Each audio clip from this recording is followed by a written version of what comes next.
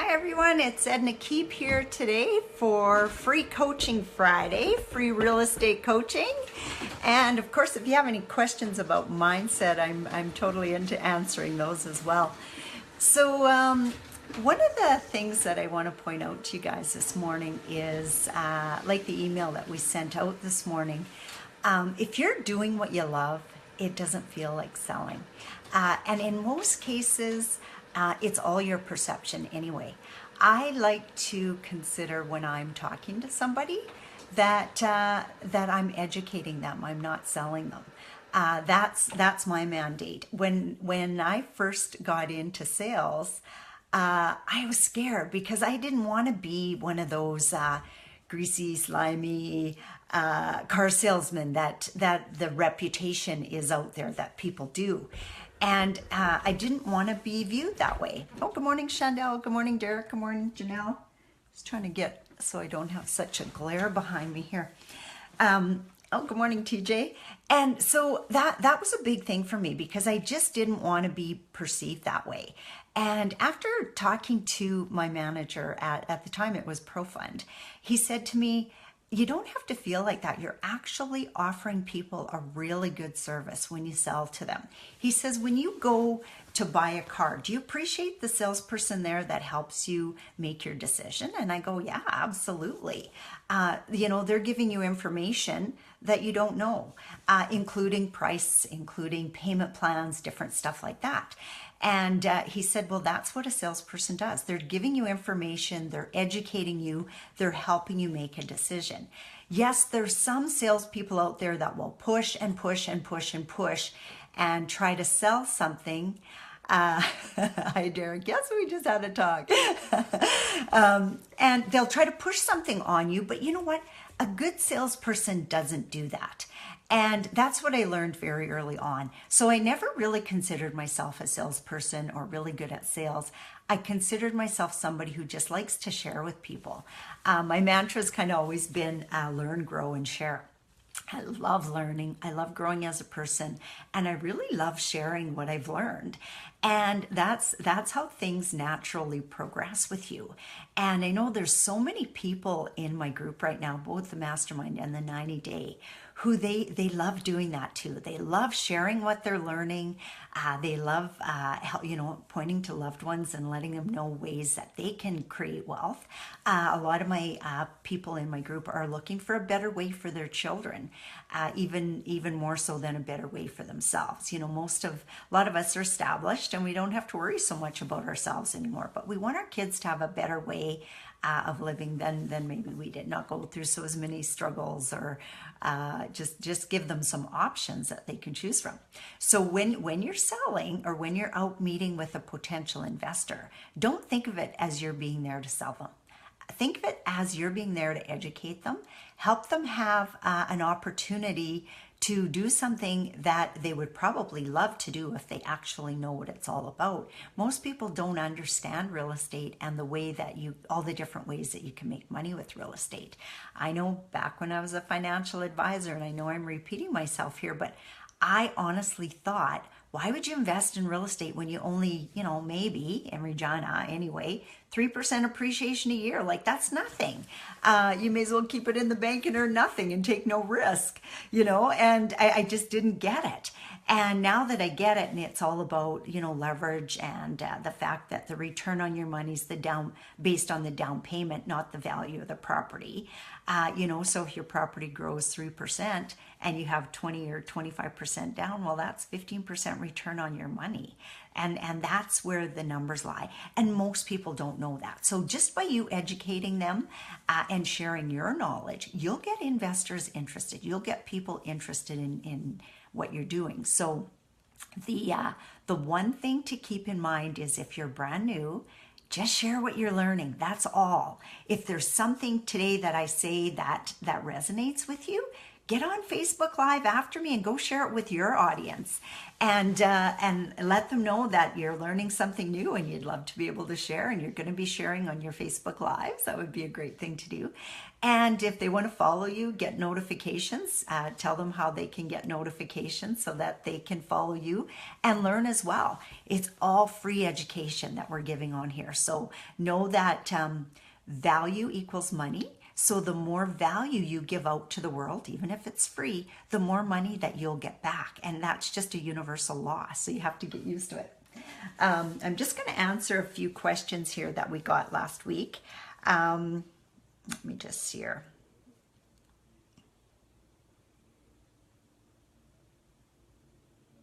Does anyone have any deals that they're working on that they'd like to share with the group and ask some questions on? That's one thing I want to point out. This is a good question. So this one came up after we were talking last week. So I've been working on a deal for over 6 months. How long is too long? When do you know it's time to walk away and find something else to work on? Well, sometimes that opportunity gets taken away from you because somebody else comes along and just gets it. But if it's a larger deal, know that it because of the amount that you're raising, and just the whole steps that are involved in closing a larger deal, it sometimes takes a longer time. For example, our L'Orange deal, which I really do consider a home run, took us 10 months to close. So we were buying it from a charity. We were getting CMHC financing. So everything that came up, we just had to deal with, So it took us 10 months to close on that. And we had to raise $1.2 million to do it. So that was our first really big deal, and it took us a while to do it.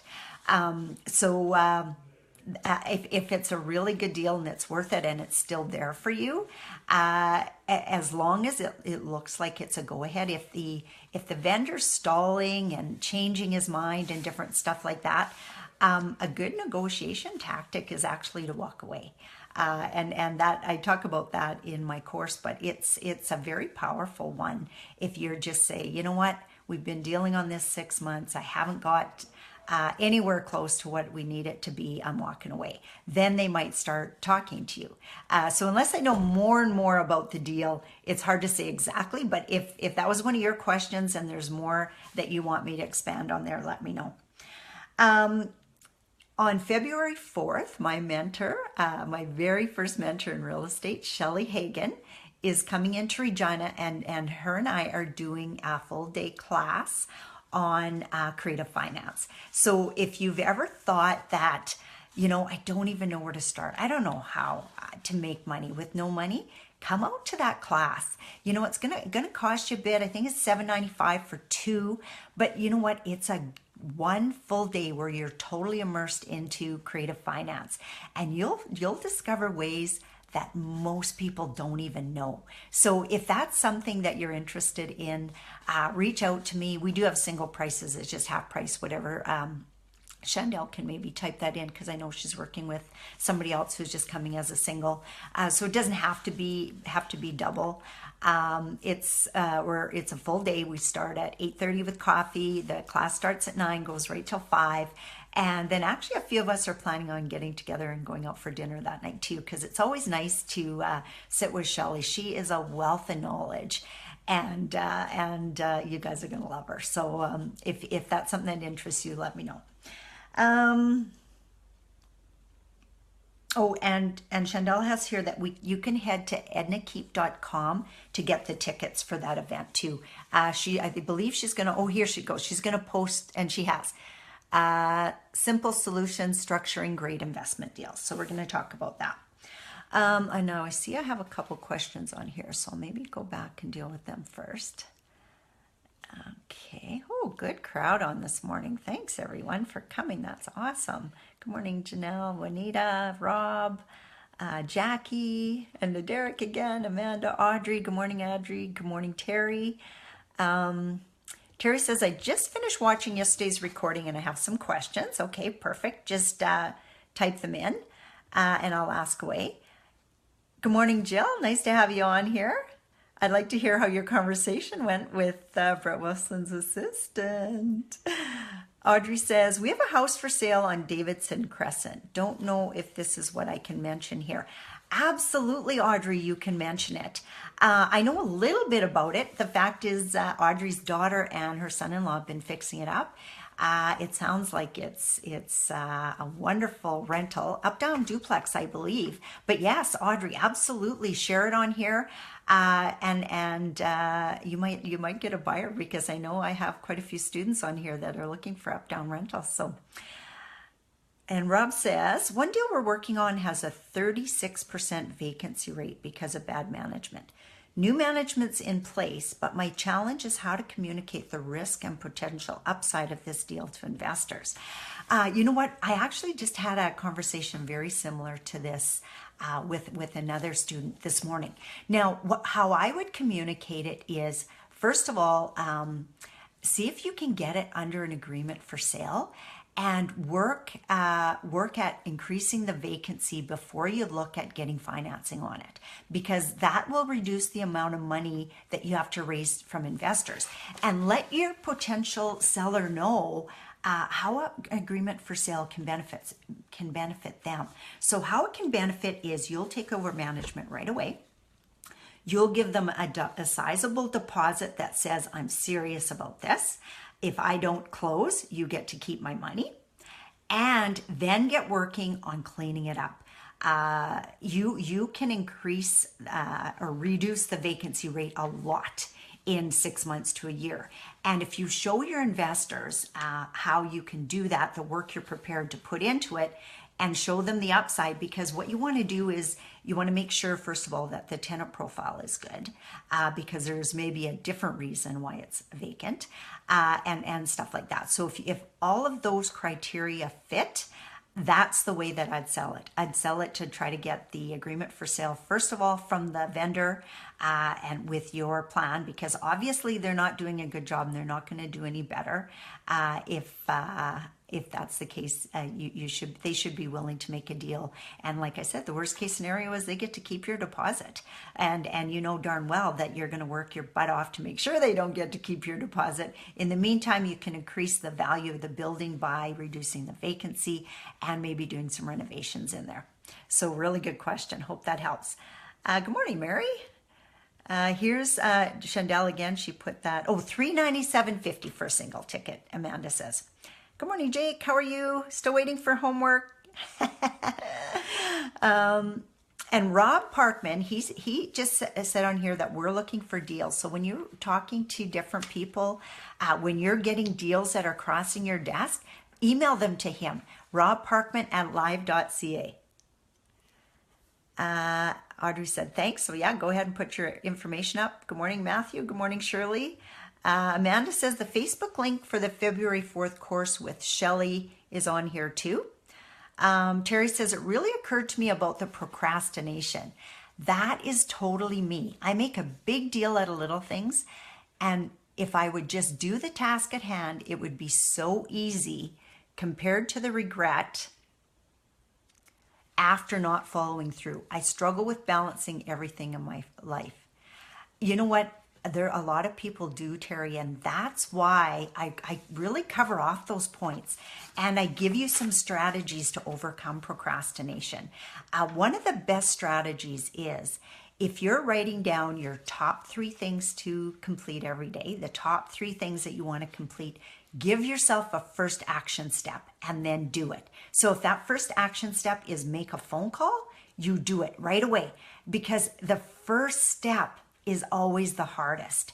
And you know what? If there's something that you're wanting to accomplish and you're just not getting it done, and this is an example for me, is I love how I feel when I'm working out regularly, but I find 150 reasons not to go downstairs to my basement gym.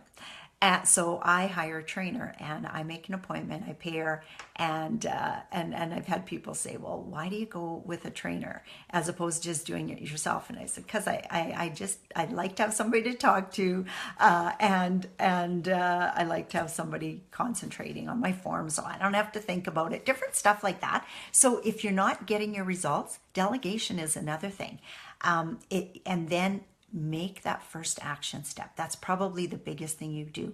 Because if you can make your first action step and get it done, you realize it wasn't that hard. We worry about what the end results are going to be way out here, when really all we need to do is take one step. One step, one step. I know when I signed up for this course to buy business as well, we listened to up to module 6 on our holiday, because we were traveling. And since I've been back, I've only listened to one full module since. Do I beat myself up? No. I just put it on my calendar, and I try to do one module a week and see how far I can get. Because you know what? That's what it's meant to be, is one module a week anyway. I was trying to fast track it, and things are moving. I'm learning, and sometimes it seems slow, but that's all you can do. So what's the best way to balance this? Like I said, if you learn to take that first action step, that'll overcome your biggest procrastination. Does that make sense? Okay, perfect. So that's the end of the questions I have on here so far. Keep bringing them on if you think of any, and I'm going to go through a couple others that I got here. So this question is, I'm looking to buy a rental but never purchased a home from a wholesaler before. I've done flips, but what should I look for if I'm purchasing a property from a wholesaler? When do they get paid, and what other things should I look for? Okay, so first of all, I'm going to cover off a little bit about what wholesaling is. So the difference between wholesaling and say bird dogging. So if you're a bird dog and you find a property that one of the things that they taught us when we were taking our classes was look for board ups. That's definitely a property in distress. And if you phone somebody, say you phone me and you say, Edna, there's a property on such and such an address, it's boarded up, you might be interested in looking at it. That's bird dogging. So you might get a small referral fee, $100, $200 if the deal actually goes through. Maybe even up to $500 if you prove yourself to be a good bird dogger, or if you're a regular contributor to somebody.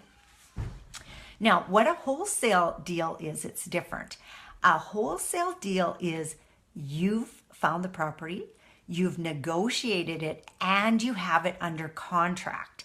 You may have went as far as started your financing. You might have raised some money, and then you bring in an appraiser or an inspector, and you find out that the basement's a mess. So at that point, you might say, you know what, I really don't have the team to do a basement. So I know somebody, because I was following those iBuyHouses, and they said their specialty is basements. I'm going to call them up, let them know I found this house. I paid $315 or whatever it costs to get this inspection. Here's the inspection. Have a look at it.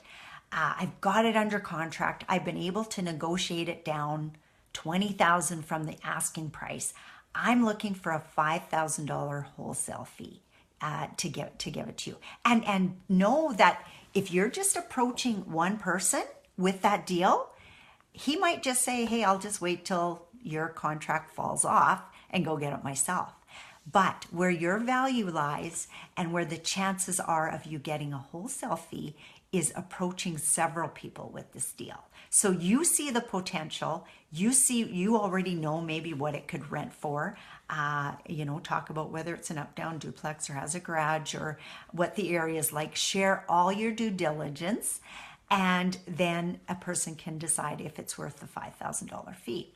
Now, like I said, if you've got 2 or 3 or 4 or 5 people that you could wholesale that deal to, one of them might take it. And then whoever's thinking, well, I'm just going to wait till the contract falls off and I'll go buy it, then guess what? That's not the person you approach next time. He's just trying to take advantage of you and your deals. But if you get a relationship with somebody who appreciates what you've done, you know what? You've put in the time, you've put in the effort, and they can appreciate that and pay you up front, get the deal under contract without them doing any work looking for it, because sometimes it takes a lot of work to find a deal like that, and even spend the money on the inspection or whatever. and you want people who are going to appreciate that from you. So that, yeah, you could get a $5,000 wholesale fee. I mean, you negotiated 20,000 off. And they might negotiate back saying, well, I don't really want to pay 5,000 because I think I could have negotiated it down, at least 15 myself. How about 2,500? And again, your call, because if you've got somebody willing to give you 5, then get 5. If you have nobody willing to give you 5, then take 2,500. I mean, you're going to let the deal go one way or another anyway. So, and actually, there's a lot of people out there that make a ton of money just wholesaling deals. As a matter of fact, Shelly is one of them. So if you want to come and talk to her and pick her brain a bit about wholesaling on the breaks, it might be an idea for you. It's a great way to make money. But, it's not as easy as some of the people on TV make it look. It's a full-time job to really be looking for properties all the time. So know that if you've spent the time and you've got one just doesn't fit with you, bring it out to the Preg event. If you're a Preg member, you can post it on our deal board and somebody might buy it from you. Approach the foundation specialists in the city and see who uses them a lot. There's so many different ways. It work on your part, but that's how you get your value. If you could do 5 wholesales deals in a year, that's 25 grand in your pocket.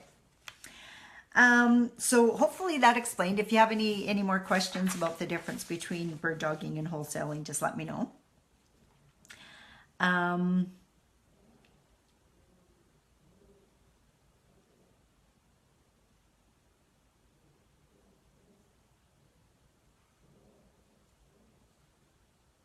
Yeah, I think that's it.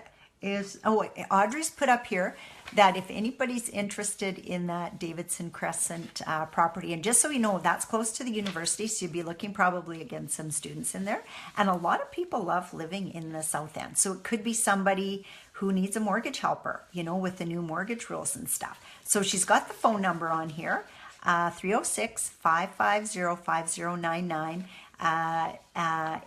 If you're interested, give her a call. I mean, she can give you the details. You can make arrangements to have a look at it. And of course, if you buy it from them without any realtor involved, there's usually some price share or cost savings sharing there. And if she can't sell it privately, maybe one of your realtors want to go over and offer your services and help her out with what it would mean to list it. Okay, what else do I got? Well, you know what? It's 10:25 here. Is there any more questions or anything I can help people with? One of the things I want to point out while you're thinking about that is we've had a lot of really good feedback about our Mindset Monday that we put on. I usually wrap everything a little bit around real estate because of my background and stuff. But a lot of people have given us really good feedback that they're getting a lot out of that Mindset Monday talk. So come out for that. It's free. It starts at 10 o'clock as well. And know that we're actually in the midst of building a mindset mastery course, and it's going to be around money mindset, money mastery, because I think a lot of people have been brought up with issues to deal with money. Money doesn't grow on trees. You got to work hard for your money. Money is not everything. You watch TV and it talks about wealthy people are rude and ignorant and lazy and different stuff like that. Like there's so many misconceptions about wealthy people. My idea is that you'll be the same person, just magnified. So if you want to be a good person, you can magnify that with the money you have. And if you're a shitty person already and you want to just do more of that, well, money will just make you shittier and be able to screw up on larger deals. So you're not gonna, you know what? And it always comes to bite you in the butt in the long run. So do good. Let the universe help you out with stuff like that. And just know that I totally believe in karma. What goes around comes around. Juanita says, I need an accountability buddy. So who is in the 90-day program, the one that started on January 10th? I know there's a few on here that doesn't have an accountability buddy yet.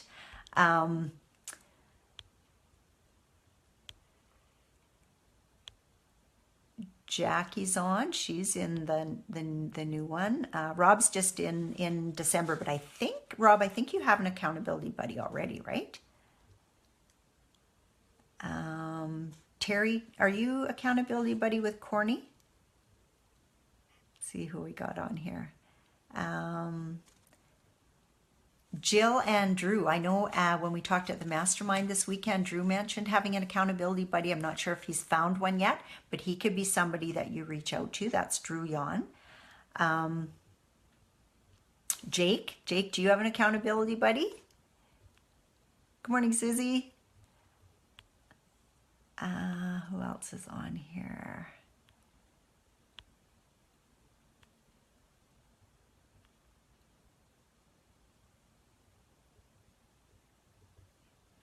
Rob says, yes, I have a buddy. Terry says, yes, too. Okay, well, you know what? Keep reaching out, Juanita, and post it in the Facebook group too, because not everybody's on the call this morning. I think it'd be powerful, and let me know if you find one so that I can do a little bit of pushing for you too. Okay, this is a good question. Actually, Rob gave that to me yesterday and I forgot about it. So thanks for bringing it up again, Rob. Can you comment about what's taxable when a person's a managing partner in a real estate deal? Okay, so in a real estate deal, passive income is actually taxed higher than active income. I was actually meeting with my accountant on Monday and they were pointing that out to us.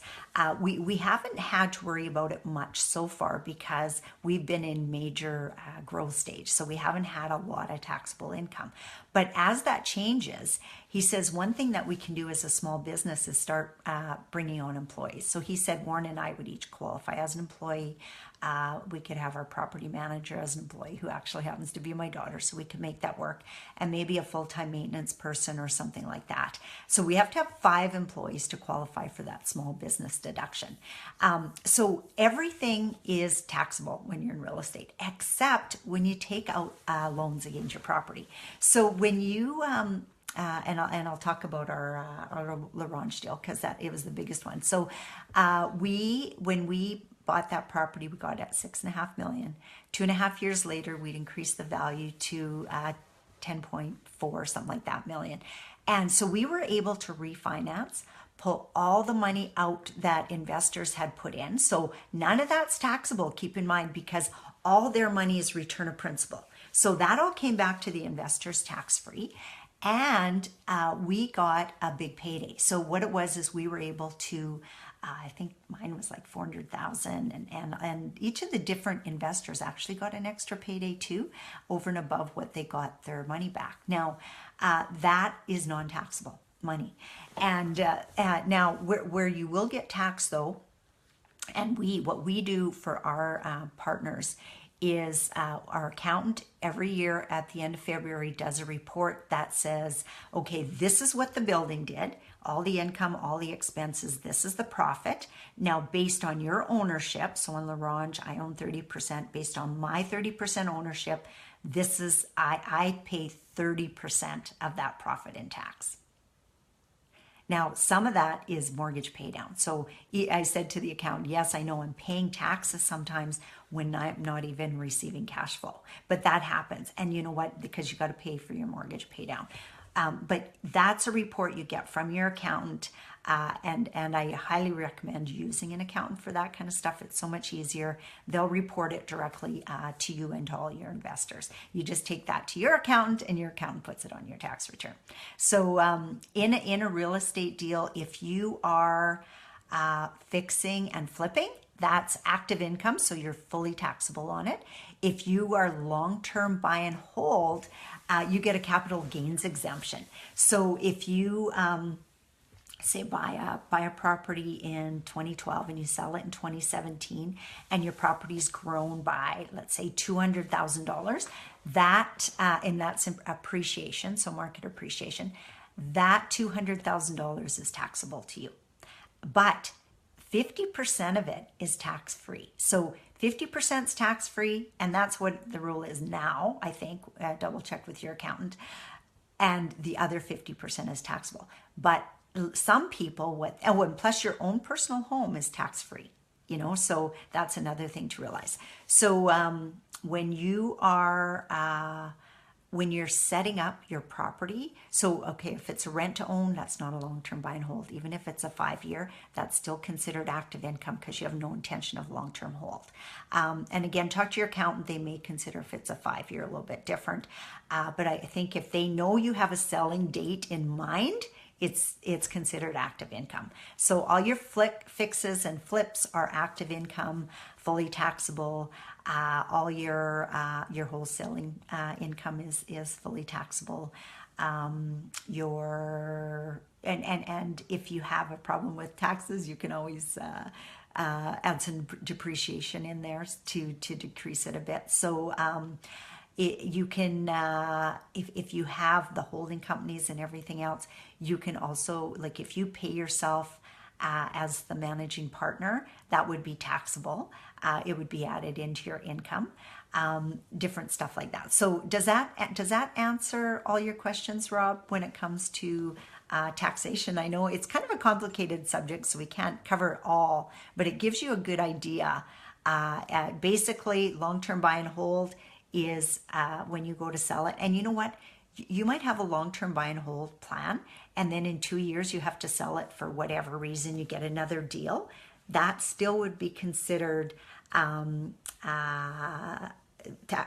capital gains tax-free, a certain portion of it, because that was your plan. So make sure you write your intention down at the beginning. Now, if you continually do that, like every year you buy one for a long-term hold, but you sell it, then they're going to come back to you and say, no, that's not your business model. Your business model is that you buy, fix it up and flip it, or buy it in an up market and flip it. That's active income. What else do we got here? Let's see. Chandel says we can send a message out and pair people up. I prefer if people pick their own partners, but we can actually send people out, ask them who wants it, and then we can try to set them up. That would work. Harry said, good morning, happy Friday. Yes, good morning, Harry. How are you? And Rob says, yes, that answered his questions. Okay, well, you know what? We are at 10:34, so I'm going to sign off. I hope you got good value out of today. Remember, if you're getting good value from these and you know somebody else who might be interested, please comment and share with your audience. And if you get really brave, just take a tidbit that you learned today and go share it with your audience. Because if you can start building your audience, that's even better than sharing mine. So better for you, not better for me, but that's okay. And don't be scared, even if you're building your own audience, to share other people's stuff. I do it all the time. It was so funny. So Ray Higdon's been one of my coaches for 3 years. I just stopped not too long ago just because I didn't have time to get down to Florida all the time. And recently it advised us that we were 3-year friends, and it showed how many likes that we did back and forth for each other's stuff, and also showed how many shares. So that was powerful. I didn't realize that they even track that kind of stuff. So he said, well, thank you. And I didn't realize you'd shared that much. And I said, I'm always sharing your stuff. I love it. And sometimes sometimes I do a short blurb on what I learned and recommend that people go listen to the long version if they want more details on that. So you can do that too. Do the short version. And if people want more details, and some will, then tell them how to link up with me on Facebook Live too. So thank you all very much for participating, and we'll see you Monday, Mindset Monday. And for the ones of you who are just following the real estate side, we'll see you next Friday, same time, same place. Have a great weekend. Bye for now.